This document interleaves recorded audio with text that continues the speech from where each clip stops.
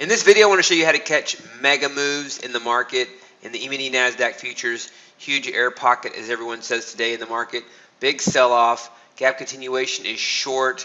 You might say, well, it's given quite a bit back, and it has. I want to show you how to make this strategy better if you want to take profits along the way, getting in and out.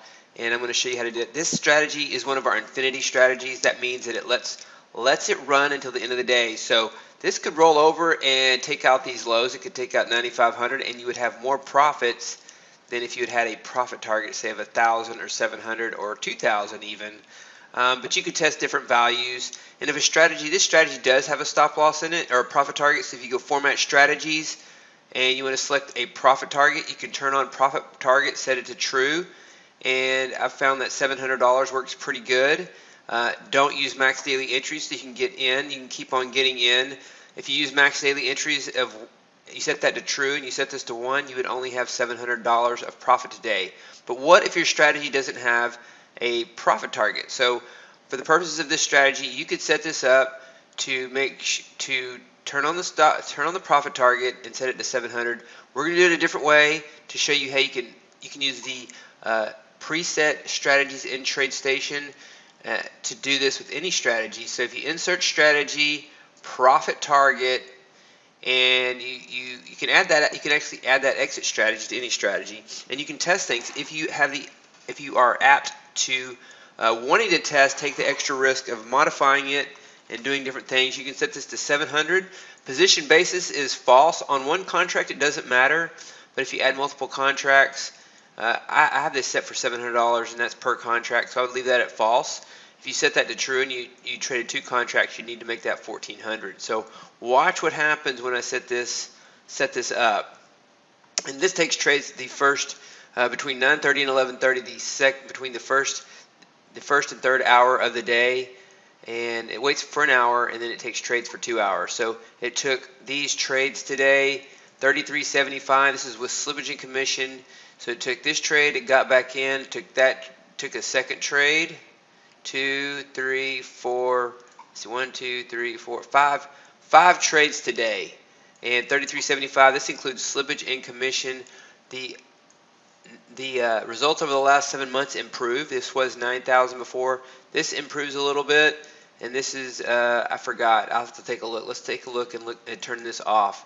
And so this is something you could do with this strategy. Is you could add the profit target either this way, or by going in here and setting the profit target to true and set it to 700. And you'll want to take a look at a longer term back test though, so to see how it works on a longer term back test. So you see 105 average trade profit, a little bit bigger. And so what happens if we go back 3 years? I'm going to pause the video. I'm going to go back 3 years and take a look at the result. So going back 3 years with slippage and commission, you get 33,605 without the profit target. 53.35 drawdown, $68 average trade profit. Here is the equity curve, and you see the largest losing trade is 325. The largest winning trade is 4,020, and those are the trades we like. Those are the mega trades, and that's what this strategy is for, and that's its purpose in the platform, is to make the mega trades, because we have strategies with profit targets as well. So let's take a look what happens. Let's remember this: 629.90 and 68.44. These are the 2 most important numbers I look at.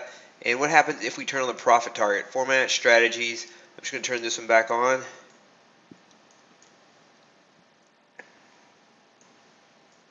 And we're waiting for the results to update. And so your results aren't quite as good. You get, if you're the type of person that just wants to take profits and doesn't want to leave these open positions running against you, then you can. When you have a strategy that has a profit target and you re-enter, the stop loss is 300. So it's kind of like a trailing stop loss. And then so what you end up having here is this number goes from, I believe it was 68 to 50. So you lose $18 average trade profit, which is significant. This goes up from, I think it was 628 or 629, a little bit, because your drawdown goes down a little bit. And so here is the equity curve, really accelerated equity curve here. And since in 2020, let's look at the 2020 results. So the 2020 results are $6,665 on 28 trades. Nice results in this strategy this year. So this is a strategy to look at. It's in our portfolios, And this is one way you can modify it. It's one way you can test it. You can do different things. And so that's just one way you can set it up. In NinjaTrader 8, it has the opportunity for a profit target in there as well in the latest version.